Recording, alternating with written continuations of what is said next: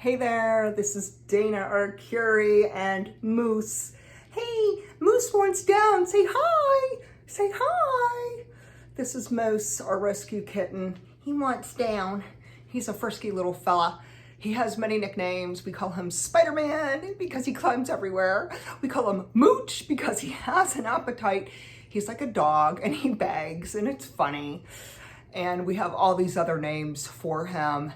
Anyways, he's our new rescue kitten. We've had him for about 1.5 months, and him and our other rescue kitten, Banks, are still getting acclimated. Banks is still kind of territorial, getting the claws out and letting Moose know that she needs him to settle down. He's super hyperactive, like most kittens, and Banks is a lot more calm and serene, and Moose is the complete opposite. He's a wild man and he just really keeps our home quite lively.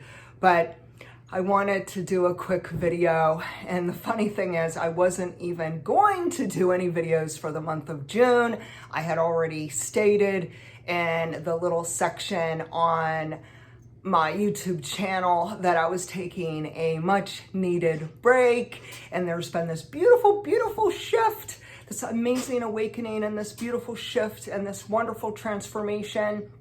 But I wanted to share just a little bit with you because I feel like it's really important, especially if you're on a healing journey, whether you have been dealing with a narcissistic abuse, toxic siblings, maybe an ex-spouse, ex-boyfriend, girlfriend who's harassing you and gaslighting you and manipulating you, or whether you have dealt with something really, really traumatic, such as child abuse, sexual assault, incest, or any other form of very negative experiences in life. I think that my overall message today is something that's for everyone. You know, we think that trauma is this big, big, big thing, but for a lot of people, they do have trauma. It's just, it looks different for everyone.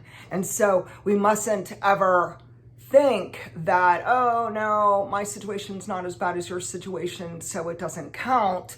Instead, it's more like, hey, we've all been there, we've all done that, we've all have experienced rock bottom moments. Now, they might be different from one another. They might be a totally different scenario, but that doesn't lessen the damage. That doesn't lessen what has happened in the past, and it doesn't minimize at all the nightmare that you may have been through. And at this time, you might be on the other side, or you might still be in the midst of the recovery journey. And so for everyone, it really does look different, but there is a bigger message here, okay? So we're going to first focus on one thing, and that is the shift. So this amazing shift has been subtle. It's been going on for several months, and it's opening up my eyes in a new way to consciously feel about things in a different manner. So my perspective on, say, narcissistic abuse has changed. My perspective on my trauma and the complex PTSD and statutory rape and the toxic siblings, like everything has shifted. I'm seeing things from a different angle now.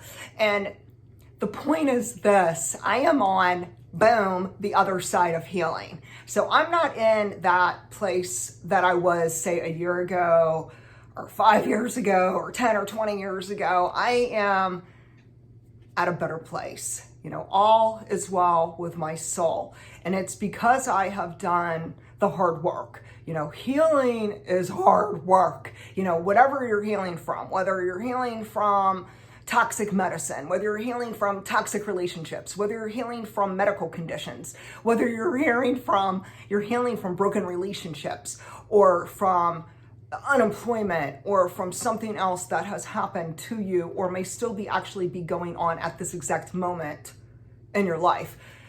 We are all in a different place, and that's great. That's fine.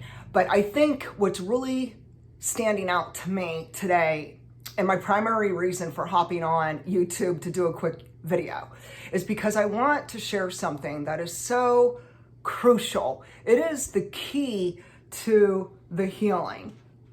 And so it is a quote, and my quote really sums it up. So let me first share my inspiring quote, and then we'll discuss what I think about this.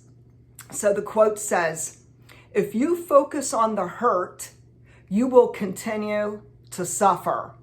If you focus on the lesson, you will continue to grow." And so that is something that is super on point. And I'm not ever suggesting, and if you read my blog post, or if you read on the section where you could share blogs and topics, it's another category on my YouTube channel to do with communicating to you in another way. Instead of videos, it's kind of like a blog. But nevertheless, I did share recently that I was taking a break, and that I'm in this transition, this beautiful, amazing transformation, and that there's been amazing awakening and a shift. And the point is this: healing doesn't mean, oh, you just forget about it. Oh, just move on. Oh, just don't talk about it. That's not at all where I'm coming from. For me, healing was journaling and writing and crying and acknowledging and addressing and understanding and confronting and waking up to all the horrifying traumatic events that have taken place in my life. But the beauty of this new conscious awakening, this new shift that I have entered, this new pathway, and I'm in a new season of life, is that we have a purpose in life. We are not just placed on earth for no reason. There is a plan, there is a destiny for you and your soul, and it is not to stay stuck. It is not to be stuck in the hate and the turmoil and the unforgiveness and the turmoil and the suffering and the bitterness. No. The thing with grief and the thing with healing and the whole part of this awakening to this new shift is understanding that there's a time and a place for every season. There's a time for being happy, and there's a time for being sad, and there's a time for confronting the abusers, and there's a time for releasing them, and letting them go. And it doesn't mean just the whole thing on like move on and forget it. No, we will never forget, even if we wanted to. Our body remembers. Trauma is held within the body. There is cellular memory that recalls the horrifying things, the unspeakable things that we have experienced. And our body gives us signals. And so I've done the hard work. I've faced what happened. I've addressed it and acknowledged it and worked through it and unraveled it and went to therapy and did a lot of soul searching. And, for 2 years, I've been having videos on narcissistic abuse, on healthy boundaries, on speaking up, on going no contact, and how there is such freedom and making these boundaries where you are no longer participating in the three-ring circus. And so most of you have watched at least one or more of my videos. Some of you have watched every single one of them. And I thank you so much for joining me and for joining my journey and for sharing your experiences and for sharing your stories and for letting me come along your journey too. Where I'm at now is totally different. Where I'm at now, the entire veil has been lifted. I see so clearly. I understand. And the one big understanding, the one big takeaway is when we take a step back and we look at our world, so we really take a good look at our world and we take a look at the world leaders and everything about what's going on, there's division. There's division in religion, division in race, division in our beliefs, division in politics, division in so many different things within our whole entire world. And this whole thing is trying to keep us enemies. It's trying to keep us in turmoil. It's trying to keep us stuck. It's trying to divide us, to divide the blacks with the whites, with the browns, with the reds, with the yellows. And we must know, it doesn't matter what color you are. It doesn't matter what color you are.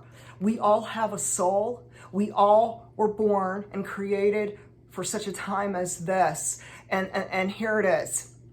No matter what you have gone through in life, your primary purpose for being on earth is to understand this special talent and gift and purpose that you have. It's yours. It's unique. It's unlike anyone else. You know, for some people, they're so great with their hands. They might be really computer tech savvy. There's other people, they're artists or they're musicians or they're singers or they're cooks and chefs. Other people are writers. And there's so many other different career paths, just thousands of options in this life. But the wonderful thing is that every one of us has the opportunity to take that special talent and strength and to learn that it is ours. It is beautiful. It is meant to expand us. It is meant to help our world. And so my writing, it's not for me. My writing is for the world. It's my legacy for the world. My message and my speaking and the hundreds and hundreds of people and thousands of people who follow me and who write to me and who contact me and who subscribe to me, and they come along, whether it's on social media, whether it's on my blog, whether it's on YouTube, wherever it may be, they are knowing and finding out and realizing the greater picture. The greater picture is we have beautiful, wonderful, powerful gifts, and we are meant to use them for something positive in this world. But not everybody does so. One suggestion is go to Strengths Finders point, oh my goodness, 0.020, is it 0.20? Excuse me. At this exact moment, I think it's Strengths Finders 2.0. It's a book, and there's also a website. It will help you tap into your specific strengths. So they don't focus on like what you're bad at, what you're not good at, what you might be weak at. No. They focus on what are you good at? What do you love? What lights your fire? What is something that you are so into? And that is your thing. And that is where you shine. Because wherever it is, whatever it may be, and trust me, there are some people who have more than one gift. So keep in mind, you have many gifts. A lot of people have multiple talents, multiple skills. And some of us, we didn't even tap into all of them yet. But we have this opportunity to take our gifts and share them with the world. And the biggest takeaway is this. I know that you may be hurting. I know that some of you didn't get to the other side yet.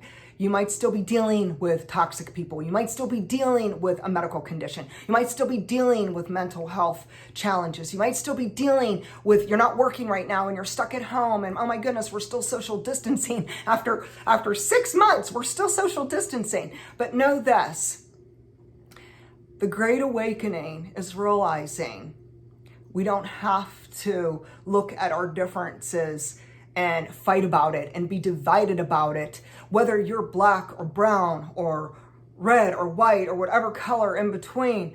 We are all souls with a destiny, with a purpose, with a plan.